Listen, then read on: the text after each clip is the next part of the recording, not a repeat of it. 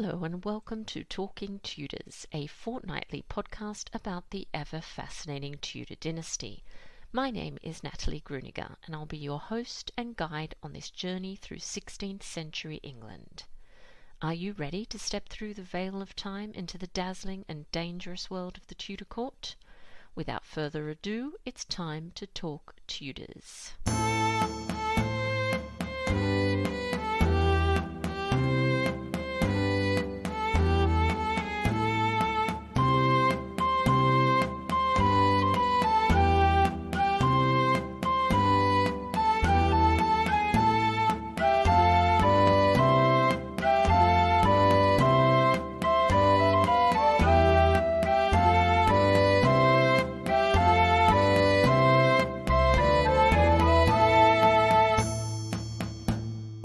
Hello everyone, welcome back to another episode of Talking Tudors. I'm your host, Natalie Grueninger. Thank you so much for joining me today. Before we dive into this week's episode, I'd like to mention a wonderful new history festival that's taking place at Harvington Hall in July. If you haven't heard of Harvington Hall before, it's a stunning and unique Elizabethan moated manor house in Worcestershire.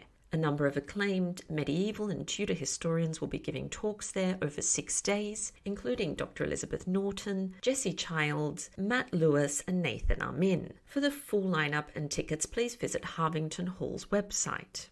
I'd also like to acknowledge and thank the generous listeners who continue to support my podcast on Patreon and extend a heartfelt thank you to everyone who's taken the time to rate and review the show. This really does make a difference. If you love the podcast and you never miss an episode, I invite you to join the Talking Tudors Patreon community. Visit patreon.com/talkingtudors for more information. Now is actually a great time to join because you'll receive 2 months free when you pledge annually before the 30th of June 2023. Join the Talking Tudors patron family to instantly unlock access to 138 exclusive posts, including audio releases and videos. Patrons are also eligible to attend additional monthly live talks and to enter patron-only monthly giveaways. You can also support the podcast and share your love of Tudor history with the world by buying Talking Tudors merchandise. There are a number of designs and products available, including phone cases, mugs, notebooks, and apparel. Check out all the products at talkingtudors.threadless.com. I would love to see pics of you wearing or using your Talking Tudors merch, so please do tag me on social media and use the hashtag #ILoveTalkingTudors. Now, on to today's episode. I'm excited to welcome David Lee back to the podcast to discuss his new book on the Cecil family. David is an Irish historian who specialises in women's history, particularly women in power from the 15th to the 19th centuries. He also has an interest in the history of courtship and marriage. David is the author of The Queen's Frog Prince, The Courtship of Elizabeth I and the Duke of Anjou, and The Cecils, The Dynasty and Legacy of Lord Burghley. He lives in Kildare with his husband Victor. Let's dive straight into this episode. Welcome back to Talking Tudors, David. How are you? I'm great. Thank you so much for having me on again. Lovely to have you back on the show. So we're going to talk about the Cecils because, excitingly, your new book has been published. How are you feeling? It's been a long time coming. It's been stressful. It's been amazing. It's been fantastic, and to finally see it now and in its finished form, it's so exciting. I feel great. I'm really excited for people to read it. Yeah, that's so exciting. I can't wait to get my copy. And so let's start maybe by you telling us just a little bit about William Cecil, who I'm sure lots of people know, but you can introduce him. His pre-reign relationship with Elizabeth. Could you tell us a little bit about that? He was Lord Burghley, or eventually he became Lord Burghley, and he was Elizabeth I's chief advisor. Minister, what we would kind of now determine as a prime minister, I suppose, in a form. Yes, he was Elizabeth's guiding hand throughout her reign, and then his son Robert Cecil would later take over. So yeah, his relationship with Elizabeth is interesting. It's not known when Elizabeth and William first really came to know each other. It's known that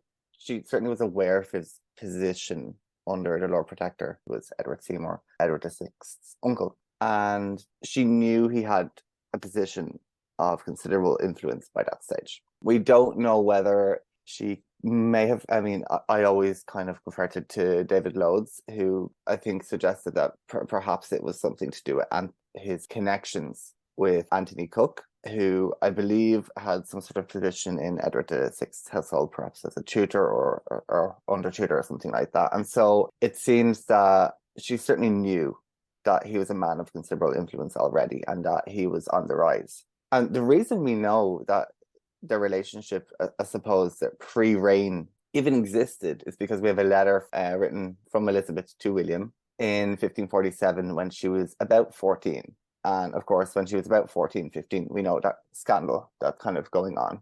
I won't go into that, that's another topic, but with Thomas Seymour. And so this is kind of within the first year-ish of her brother's reign, where he's, first of all, the king's stability and the protectorate's stability. It's kind of all shaky, but also kind of Elizabeth's position is shaky as well. She is the sister or half-sister to the king, but we all know, what happened with her mother, Anne Boleyn, and her sister, Mary, who is much older than her, has also a similar situation. So we know in this letter that she's requesting that William commends her servant, and his name was Goodacre, and she's recommending him to the Lord Protector's service. So obviously this is a man that's worked in her household for some time. She's fond of him, she knows him. We don't know really the ins and outs of this. But anyway, she's recommending him, and William's the person to go to, obviously. And this, of course, it may have been their first correspondence, official correspondence, or it may not have been. It's known that by this stage, by the time she's about maybe 13, 14, William's kind of already having some sort of influence over Elizabeth's estates. Certainly by the time she's 16, 17, he's really undertaking some serious work for her estates. We're not sure what that is, but we do know from backwards that it's certainly substantial. And so this shows to me that she was aware of his rising star and his influence, and maybe, she didn't have a lot of people to trust at this time in her life. Maybe she felt he was someone that she could trust. Fantastic. And I suppose we do hear quite a lot about William Cecil, but perhaps not so much about some of the Cecil women. So do you want to talk a little bit about maybe his family, the women in his family, and how his relationships with his children worked, or how they were, and maybe how his career affected those familial relationships as well? Yeah, that's a really good question. That's actually the main reason why I kind of undertook this study, and I wasn't really sure whether I was going to even produce a book out of it, or perhaps an article, or even I was like considering maybe a PhD or something, to kind of use this as my topic. I think the women in his life are so, they're so overlooked, and people have written books about his life and his biography and his children and certainly his son Robert's career. But it's so easy to forget that besides being a politician and a statesman and advisor to Elizabeth, and certainly a man on a mission, William was very much a family man, and this is what I kind of want to bring through in my book. Especially during his second marriage, William was a devoted husband, father, and later grandfather. In terms of his duties, often said that he kind of held his duty to the Queen and Crown higher than that of his family. And it seems that, in my opinion, this is kind of true. And sadly, it doesn't mean he loves his family any less, but unfortunately, I think that was simply his nature. So we know that his first marriage to Mary Cheek, some people say Check, I'm going to say Cheek. So in around 1541, when they were married, and their marriage was actually based on love, it seems. For William, to us, the man that we know, that seems kind of rather impulsive.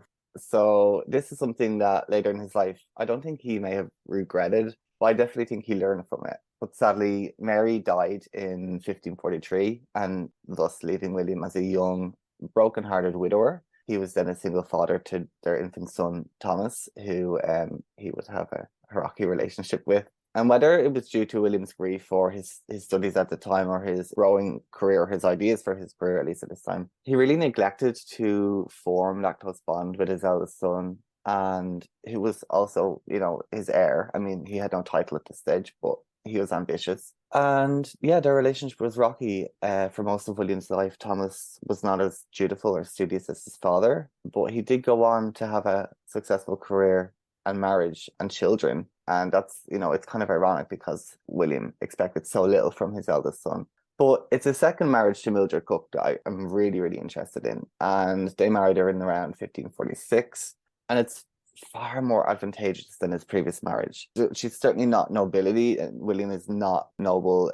Really, they're both commoners. But despite this, I think it's a marriage of I won't say convenience, but the family had standing. But their marriage was really happy. They were happily married for 43 years, which I think any of us would be That's a long time. delighted to have. And that's an amazing feat for the period. Divorce obviously wasn't quite common, but marriages broke down and people even separated. Even later we can discuss that William's daughter eventually kind of had a separation of her own. And the couple's 4 children were really well educated and they lived rather luxurious lifestyles, but they were far from perfect. And I think William knew this, and especially perhaps not his wife or his mother, but I think in terms of the women in his family, they were kind of I won't say disappointing, but they made choices, So their eldest daughter, and she was born in about 54. It took several years for Mildred to get pregnant, and we don't know why. We don't know how William or Mildred felt about this. We don't know if it was a choice, but certainly took her several years to get pregnant. But she did, and sadly, within a few hours of being born, their eldest daughter Frances actually died. And this was devastating to the couple, obviously. Even William recorded it in his commonplace book. And this is in stark contrast into the belief that Tudors did not care about their children or simply indifferent to child mortality. It's even more telling that he actually recorded it simply hours after her birth and death. As we know, for example, with Anne Boleyn, which I know you're familiar with, the topic of the date of her birth. It's not that they didn't care, but it just wasn't thought of as important enough to record the birth or the death of a baby girl. Quite sad, but they did go on to have other children, of course. So again, in 1556, a couple of years later, their daughter Anne was born. And during this time, this is obviously during the reign of Mary I, Queen Mary. It brings them great joy that they have finally a child of their own, whether it be a girl or not. I don't really think it really mattered to William at this stage. He did have his son and his heir. I think they were just genuinely happy to have a child. Of course, during the reign of Mary I, it's quite, I wouldn't say entirely dangerous for the Cecils, but I mean, his career didn't end, but definitely took a step back. And this actually is really interesting. It's probably one of the most interesting times of the Cecil family life, is because it allowed William to step back. He still had a career, he still had a home. Maybe he wasn't as financially stable as he later on was, but he wasn't poor. And it means that he actually got to spend a lot of time with his family. And so they moved to Wimbledon, and then this is kind of just after their first daughter's death. For some time, they're out there for a few years, and Mildred gets pregnant again. And their son Thomas actually joins them. And this is interesting because he had spent some time away from William. He had spent some time with his grandmother, William's mother, Jane, and then finally he's brought back into the family fold. And I think Mildred did her best to ensure the Cecil household was one of peace and kind of happiness, but they struggled like other people. Mildred was somewhat of a stern woman, but she was said to be kind. And she did remain at William's side often, but she wasn't a woman who preferred to be at court. So she would have preferred to reside in one of their London homes, such as Burghley House on the Strand or Theobald's later on. I think today we would kind of refer to her as his long-suffering wife, even though that she was quite dutiful and happy to, I suppose, not keep in the shadows, but keep out of the way in terms of politics. But that's not to say she didn't have political views or that she was indifferent or that she was unintelligent. We know for a fact that she was intelligent. She did have political views, and she was extremely well educated for a woman of her time. It's known that William was a scholar and a genealogist and antiquarian, perhaps what we would now kind of call a historian. But it's not common knowledge that his wife was also a scholar in her own right, and that she was actually an avid translator of religious texts, and she had an impressive library, and she spoke Greek, Latin, and French. That is impressive, yeah. yeah. I mean, we know Elizabeth I spoke many languages, including Greek, Latin, and French. I do believe she spoke some Gaelic, Gallic, and Cornish as well. But I mean, for a woman of Jane's background, certainly not nobility, but definitely nouveau riche. It's great to see that she had this brilliant mind. She had ideas, and though she didn't express them in the way we might think nowadays, we would want her to have done. She definitely had opinions, and she knew what she was talking about. So William obviously was completely committed to Elizabeth. And, it reminds me a bit of Thomas Cromwell in the sense of how hardworking both these men were. And I know that Yeah, that certainly affected Cromwell's health. What yeah. about William Cecil's health? Did his lifestyle, his work, all that stress that must have been on him, did that kind of have an impact on his health? Yeah, I mean, William really dedicated his life to his career and his work in a way that today we may not understand. We're talking about a man who slept maybe, I mean, max 3 or 4 hours.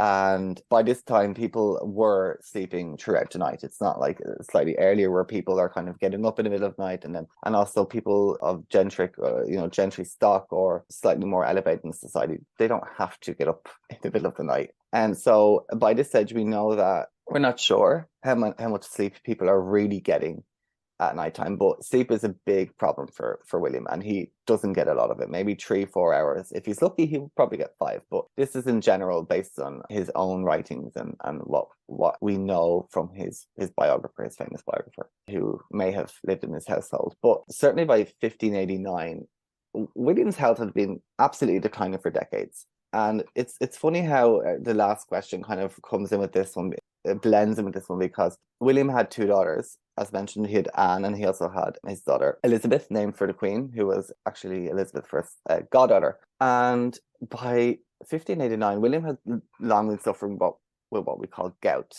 And yes, it was even called gout then. It had many slang names. Even during the 1560s, this is early in Elizabeth's reign. We know he attended about 97% of Privy Council meetings. Though that small percentage that he didn't, we know it's because he was ill and he was already suffering from something, likely early gout or perhaps something else, we're not sure. By the 1570s, we see a drop in his attendance substantially. And this is really telling, because William is a man who's dedicated to his career. He's dedicated to the state, the Elizabethan state, especially by the 1570s. This idea of the Elizabethan state is certainly forming. And so it's preoccupying his mind. And it's sad, because definitely by 1589, he has times where he's struggling to get out of bed. He cannot move. He's in absolute agony. I mean, there's no real pain relief during the period. So he's kind of just left to be in pain until it kind of goes down. And so I think the original source of his many ailments that came later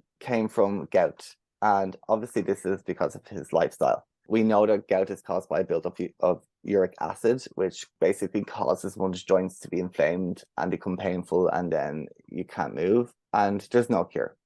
So by 1589, he's experienced years and years of this ailment and other things added on. Obviously, his immune system is probably not great either. There's many records of him having to take to the country for some time because he's ill, whether it's gout or not, we're not sure. But it's also because by 1589, William has lost almost all of the influential women in his life.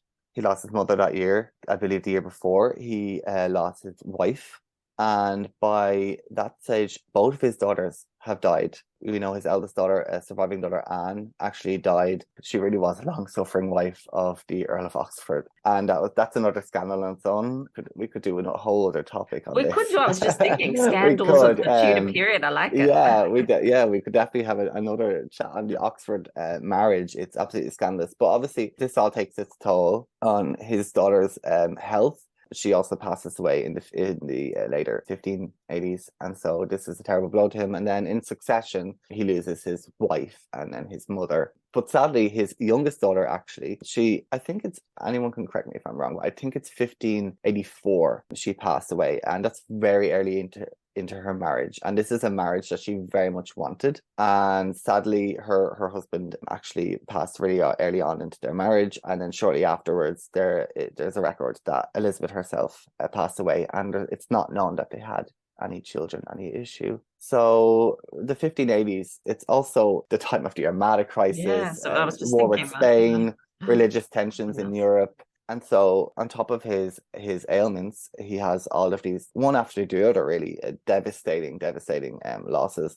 And then an armada to deal with, a threat to the Elizabethan state and everything that he worked so hard to create alongside Elizabeth. So it's really sad that not only is he ill and suffering for such a great man of his time, but he went through so much loss and tragedy as well. That is a lot to deal with, isn't it, for any person, even someone of his sort of caliber. You've mentioned a few times, David, his son Robert Cecil. So can you Yes. tell us a little bit about his sort of rise to power and maybe his relationships with some of his contemporaries as well? Yeah, so my book is not just a study on William. It's a study on his son Robert as well. And so I would say half to three quarters of my book is a discussion of William's life, but with Robert in it. And then the rest is Robert going through towards the end of Elizabeth's reign and into James I's reign. But Robert's so interesting because from the beginning of his education at a really early age, Robert was considered to be the future of his father's growing career, and therefore he's conditioned to the notion that he would one day lead a successful career in politics like his father. So by this time, his elder brother Thomas, he's on his own path, and though he's also successful, he would also carry on the Cecil legacy in a more formal way, and that's of primogeniture. Robert could not succeed his father later on with the title of Lord Burghley, but he could inherit something much greater, in my opinion, and that's becoming chief advisor. And so by the time Lord Burghley is ailing and he's an old man, he's on his way out, really, it's kind of apparent, although Elizabeth doesn't like to make things apparent, but it's one of those things where it's kind of like everyone knows. And so it's kind of clear that his education and later apprenticeship under his father proved successful. And we know that because later he would become Lord Privy Seal and Secretary of State, and this is also during his father's lifetime. So we know that his education was a success in comparison to his brothers, and we know that he was really conditioned and set up for this for the rest of his life. But he was not alone in his talents and ambitions, because though Elizabeth favored Robert and maybe she agreed in private with William, and not, she never openly promised it until after William's passing, but it's kind of known. But there was another young, talented, and really zealous young man, which is Robert Devereux. And Devereux is, the second Earl of Essex. The two Roberts, they weren't really unfamiliar with one another. Devereux was a ward of Lord Burghley's, and not only this, but he was a stepson of Elizabeth I's favourite, and we all know Robert Dudley, Earl of Leicester, the very famous man. And their rivalry really may have began rather innocently as as two young men, maybe perhaps in the household, perhaps not, but Yeah, like jostling for power, hey? jostling and Yeah. edging themselves towards the Queen for her favor. And it's really unfortunate because for Robert, he did not possess the beauty or charm of the Earl of Essex. William Cecil, for all his adoration of his son's talents, was equally as mesmerized by the young Earl of Essex and his ability to catch attention and his virility and his youth and his beauty as well, I suppose. But in time, it's funny because in time, Devereux would show his true colours and he would fall in and out of favour with the Queen. And eventually he was executed, we know, for treason in 1601 for leading the rebellion against Elizabeth's government. And by that time, that's Robert Cecil. So it's somewhat tragic that the two men were equally as promising and talented, but they could not come together. And it's sad that they both ended on entirely different paths, where I think because they're both so well educated and they're both of similar backgrounds and they spent time perhaps in their childhood with each other, it's sad that they veered so far away from each other when they could have actually been quite useful together. I think what's equally as fascinating was Robert's relationship with James VI of Scotland, or later James I. And I know, especially recently, their correspondence is kind of still controversial, and it's a topic of discussion on whether Robert's promising things to James or not. But as Robert succeeded his father, and after William's death in 1589, and this is, of course, when Robert Devereux's star began to fade, it's clear that Devereux had been long in contact with James I himself and the Earl of Mar. And so instead of disregarding this, Robert also decided to take up correspondence with the Scottish king. And James was Mary Queen of Scots' son, obviously, and therefore he had a really strong claim to Elizabeth's throne. And the older Elizabeth grew, the more rebellious, I guess, that people became. It's obviously less likely that she's going to name an heir, especially of the son of the woman, sorry, that she executed. So James himself certainly knew of the succession crisis in England, and he was also acutely aware of his mother and father's claim to the English throne, even during Elizabeth's youth. But James is acutely aware of Cecil's influence and power. And by 1603, the Cecils had dominated the English political landscape, and everything that went through Robert's hands, everything that went through anyone's hands went through Robert's hands, especially by 1603. So James was sure to keep in touch with Robert, and Robert was sure to keep in touch with James. And of course, Elizabeth dies in 1603, and Robert keeps his word that he will influence James's claim, and James becomes king. They themselves have their own little, their own little relationship, and some of, the correspondence is sparse. It exists. There's lots of theories and rumors coming around during the time, whether they meet or whether they don't meet, and there's this discussion of their meeting or not. And it's just so fascinating that a man, son of Lord Burghley, who really worked so hard to make himself, he's very self-made, and his son is corresponding with the possible heir to the throne and deciding who becomes King of England. It's incredible. I certainly learned a lot from his father, I think, no doubt. He certainly did. Yeah. And so the story of the Cecils, of course, doesn't end with the death of Lord Burghley, as you've already explained. So tell us maybe a little bit about the family legacy and a little bit about some of their descendants as well. Yeah, so we know that the Cecil family had long served the Tudors by the time Robert and Thomas's sons, and they're both named William for their grandfather. Just to confuse us.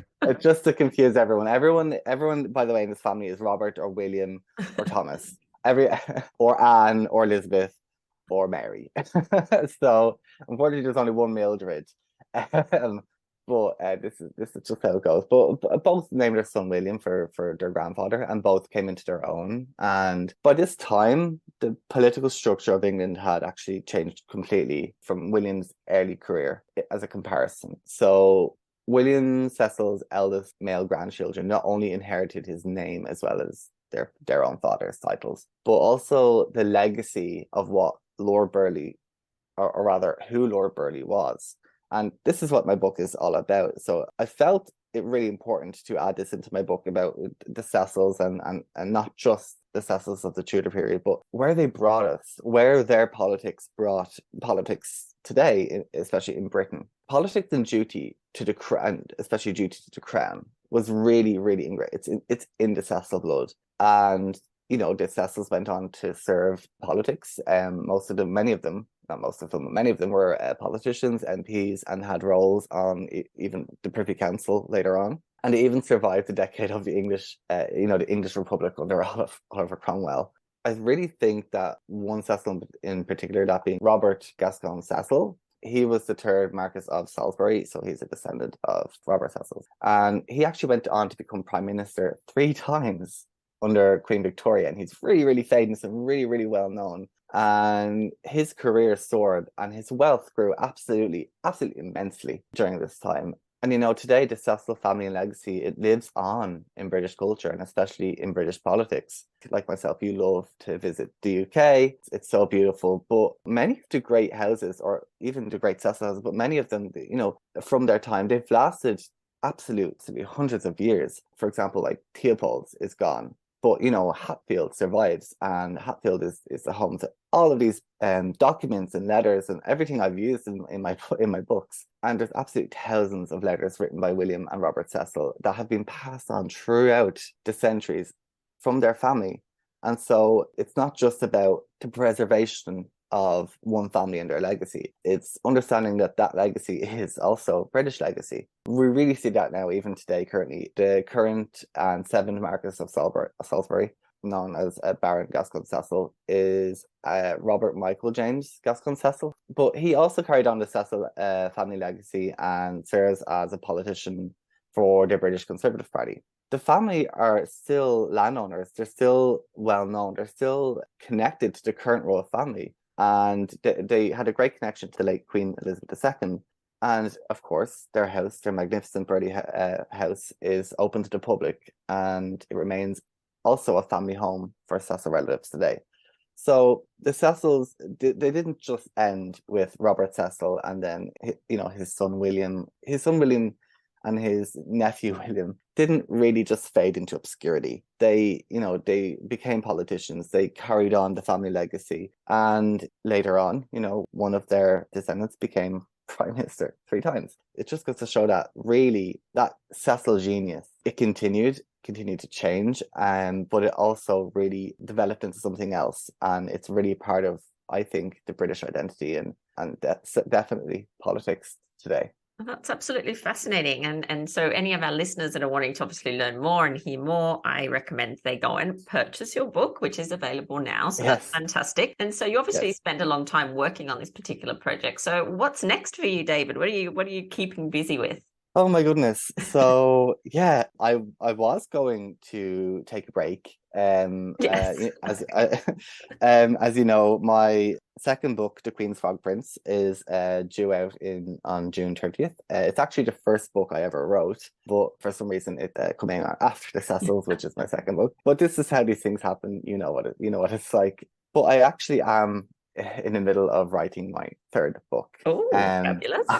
Yes. I don't want to say too much because I want to keep this. I won't twist your arm. Don't worry. We'll be patient. Yes. Is it about the Tudor period? Maybe you can just answer that. No, it's actually not. It's no, it's I would consider it late Georgian. Well, so that does sound it's really a Regency book, and it's obviously. It's a book on a very famous woman. That is what I will say. Fabulous. Yeah, that sounds absolutely brilliant. Yeah, so I'm really excited. It's in the works now. It's going to take some time, but I'm really excited. It's definitely outside of my comfort zone, but it's a joy to work on it. So I'm really excited for everyone to hear more about it. Yes, we can't wait. All right, well, keep us updated. All right, David, this has been such a fascinating discussion. Thank you so much for coming on the podcast and sharing your insights into the Cecil family with us. And I hope to speak to you again in the future about your other works. Thank you so much for having me. It's always a delight to be on. Well, that brings us to the end of this episode of Talking Tudors. Thank you so much for joining us. I absolutely love to hear from listeners, so if you have any comments or suggestions, or just want to say hi, please get in touch with me via my website, www.onthetudortrail.com, where you'll also find show notes for today's episode. If you've enjoyed the show, please share the podcast with friends and family, and don't forget to subscribe, rate, and review. I also invite you to join our Talking Tudors podcast group on Facebook, where you can interact with other Tudor history lovers and hear all the behind-the-scenes news. You'll also find me on Twitter. My handle is On The Tudor Trail, and on Instagram as The Most Happy 78. It's time now for us to re-enter the modern world. As always, I look forward to talking Tudors with you again very soon.